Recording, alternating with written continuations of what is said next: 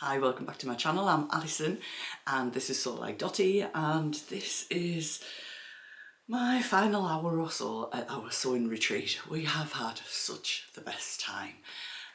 So we did this last year, 3 of us went, so Judith, Lynn and myself, and then this year Hayley came along with us because we've now become what we call the 4-rolled hems. So we've had just the best weekend, like fun, laughs, heads down sewing. We've been out for food, we've had a couple of drinks, we've had little walks to the pub, and yeah, so we've been in Amble, which is in Northumberland. So we started off on Friday. We went to Morpeth, and Hayley was coming up later from Cambridge, so the 3 of us called in at a shop she told us about called the Creative Studio in Morpeth, which isn't online yet, but it is on Facebook, I believe. So they've got a big studio. I'm not sure what classes and things they do, but you could always contact them and check that out. And they've also got a fabric shop. It is quite a small room, but it's got quite a bit in it. They're obviously kind of, you know, developing. It's only been open a matter of weeks, I think. I did get some fabric, just one.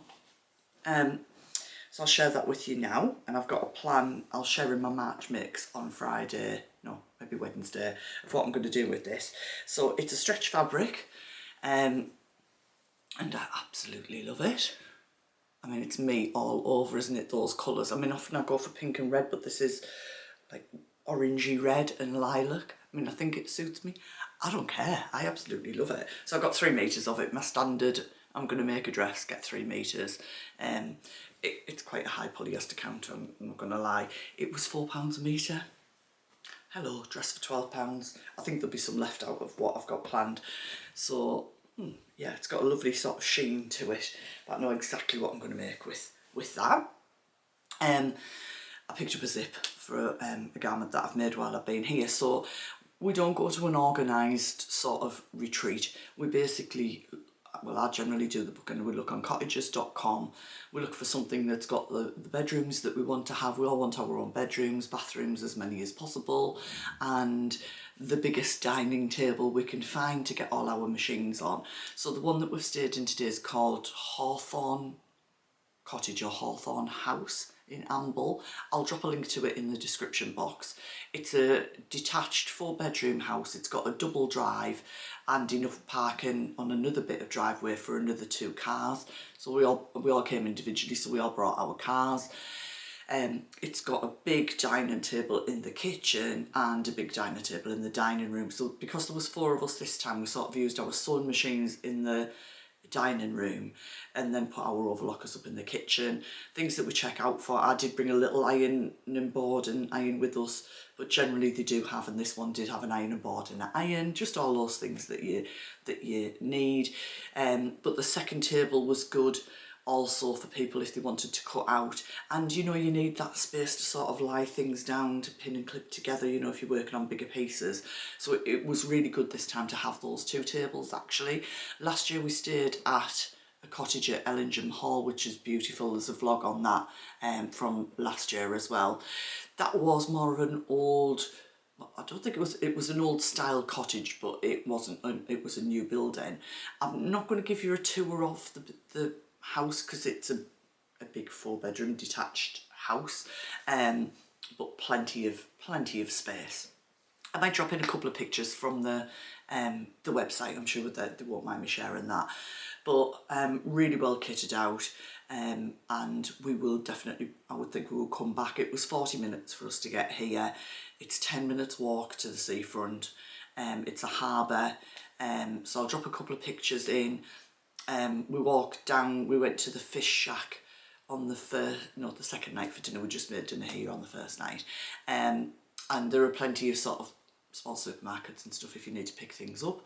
And yeah, I went for fish and chips. It was just lovely. I love shellfish, but I can't have it, so I'm allergic to it. What did we all get? I think 3 of us got fish and chips and Hayley got mussels. And it was lovely. The walk was lovely. You'll see the fishing boats, the North Sea was so still. I don't think I've ever seen it so still. It was like a mill pond, you know, like a lake. You'll see it in the picture. I took one, it must be like an old pontoon or something like that. I'm quite pleased with the picture. You can sort of see the clouds reflecting into the water. It's so still. Yeah, it's just really nice. This area is great. You can kind of go off on a boat trip, and I don't know if you go from here on maybe Yannick, I'm not sure, but you can go off and go on a boat trip, and there's like puffins and things like that to see. Anyway, so I'm wearing my Fibre Mood Judy dress. I'll pop a picture in now of the actual stock photo from Fibre Mood. This, I wanted to make it for a little while, and I was thinking it would be quite similar to the Tilly and the Buttons indigo dress, because it's a smocky style dress. So I made the large. My size put me into the large, but also the next size down was also a large. I think I mentioned last week, I did run the bodice in by about an inch, but I actually think, I'll just kick that.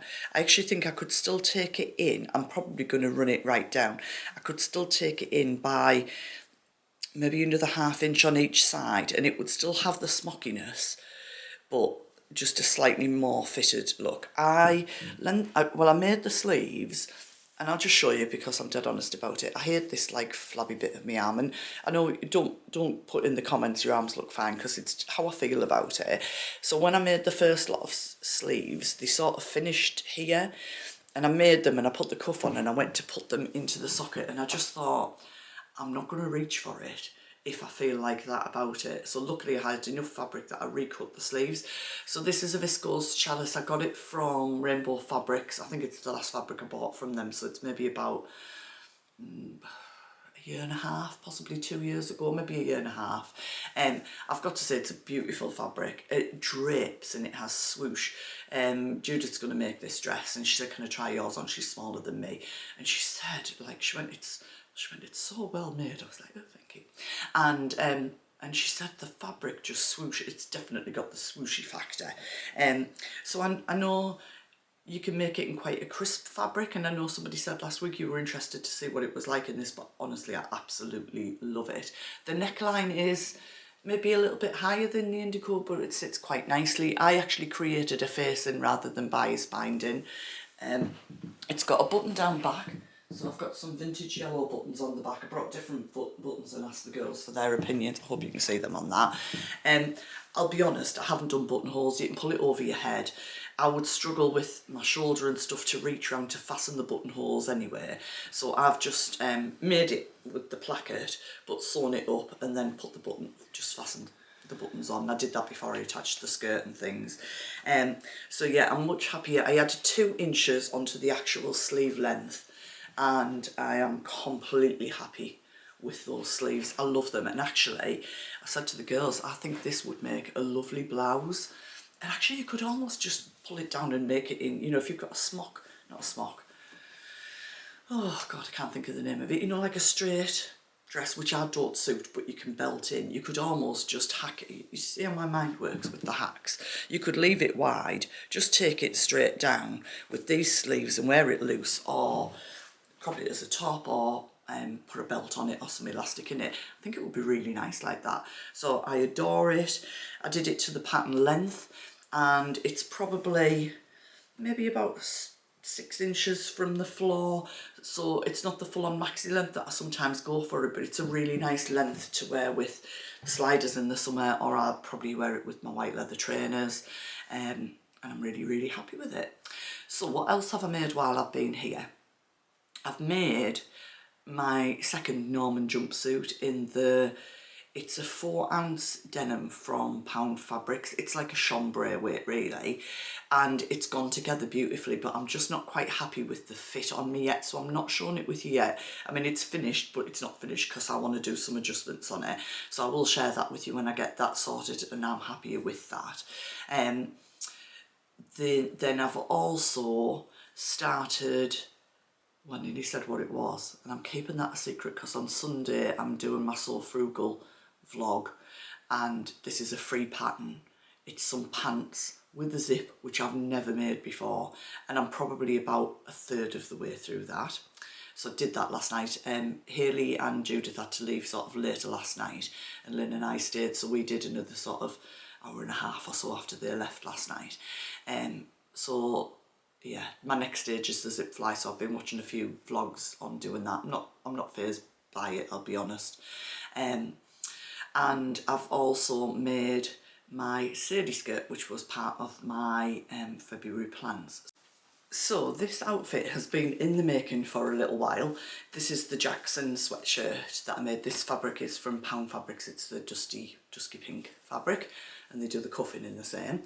It's the Jackson, but I crop it to just below my natural waist, so that's how I would like to wear it. So I'll drop in some footage of the outfit together. So this is the Sadie skirt, I'll pop that picture in. I've done this before without pockets, with the ruffle. I've made that a couple of times. It's probably my favourite skirt pattern. I did use my invisible zip foot for the first time on my machine. I don't know why. When I did it last time, I'm sure I did have this machine, but I did it with the normal zip foot and the zip went in fine. But I also used the like the double-sided sort of quilter's tape. There's a really good invisible zip tutorial by Lauren Guthrie from Guthrie Garney. I'll try and remember and put a link to it in the description box.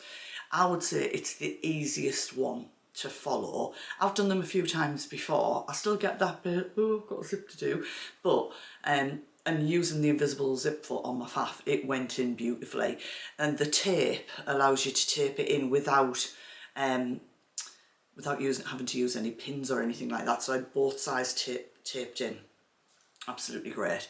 So Jane also has a tutorial for how to make this skirt on her YouTube on the Dressmaker's Closet as well. So Sadie skirt, you can do loads of variations in it. Lynn was saying that she'd seen it before and she just wasn't keen on it because of the ruffle. Well, I didn't think I had enough fabric. I probably did to make the ruffle, but actually I really like this skirt in this fabric without the ruffle. You can also do it in panels. So there's loads of different versions. You can do it with and without pockets. I don't like pockets, as you know, so it's without pockets. And yeah, so the zip goes, you attach the waistband and then the invisible zip goes in. There's like a notch halfway up the waistband, so the zip goes in up to there, and then you kind of do the bit where you fold the waistband over so the zip goes right up to the top, so there's no like buttonhole or hook or anything like that to do. The only thing I would say with the double-sided tape was I put it right up to the top of the zip, and then when I was trying to fold the waistband over to pin it, I was struggling to get my pins through the tape. So I think I would probably next time not take the tape up that far and just kind of get it started manually and then do it. I didn't press the zip open. I just put my speed down on my machine and used my finger to open it as I went down and took it really slowly. It went in first time, and honestly, I'll put a picture in of it. This was before I'd closed up the back seam. I'll drop some video in if I've not done that already. I did a rolled hem on the bottom. Really happy with that. Don't know if you'll be able to see it. Let me find it. Find a bit you can see easily because it's sort of pink and grey, and so I just did it in the grey. So you can hardly see that. I wanted to keep as much length on it as possible. It probably ends again maybe 6 inches from my ankles. And the fabric is from rooted.com, and I think it's a viscose twill. Yeah, that easy make. So overall I made, well, I'd already just started my dress, so I made my dress, I made a jumpsuit, I've made a skirt, and I'm halfway through that other project, so I feel very kind of, oh, what a great weekend. But we've had a lot of downtime and things as well. Lynn made a hoodie for her partner Danny with a zip up, and finished off like a, it's to go in a baby car seat. It's like a wrapped double-sided blanket. She had some big sort of like almost buttonholes to do to get the seatbelt through, and that is for Oliver, who is Judith's baby grandson, who's literally a matter of weeks old, who is just gorgeous. And then started on, what was she making yesterday? God, how rude is this? I can't remember. Oh, the latest top from the dressmaker's closet, I'm thinking it's the Orla top, which Judith also made while she was here. And then Judith was making some Season of East pants. She's nearly finished those. She's just kind of wanting to alter the fit. Hayley was making quite a heavyweight. And no, I keep thinking it's denim, and it wasn't denim. So it's like a jumpsuit with an elastic waist, and then I think it's buttons up the front, pockets, sleeves. Quite a detailed make. But she sort of missed out on a bit of time on Friday for that as well. And she's just got the buttons to put on that. So that looked really, really nice when she put that on. So I have got some pictures of the others maybe in certain outfits. If I have, I'll drop those in, and just some general pictures of the weekend. So I hope you've enjoyed a little bit of feedback on that. I said it last year, but honestly, if you've got a couple of friends that sew, find somewhere. I mean, literally, for 4 nights, this has cost us, I think it was £429, so just over £100 each. And we've been here, not 4 nights, Friday, Saturday, Sunday night, go home Monday. Can't go wrong. If you don't want to pay to eat out, well, you can just cook yourself and be, you know, and do your thing. You can go off. Yeah, it's just lovely. So I will be back. I think it'll be Wednesday. I'll be back with my March sewing plans, and then Friday sews, and then Sunday I've got my my freebie pattern vlog. Honestly, I'm totally brain dead. It's so early in the morning. So there are a few vlogs this week, bear with me. And I have got back into Dotty lifestyle, so I've done some skincare and beauty empties, things that I love and are not so keen on there. And I'm going to do a favourites on there as well. So things that I love, things that I've brought away, and things that I'm loving, makeup and skincare. So I'm going to do that this week as well. So thank you for your time. I hope you've enjoyed that. I hope you've been doing some lovely sewing, and as always, drop some comments in and let's have a little chat in there. So bye for now.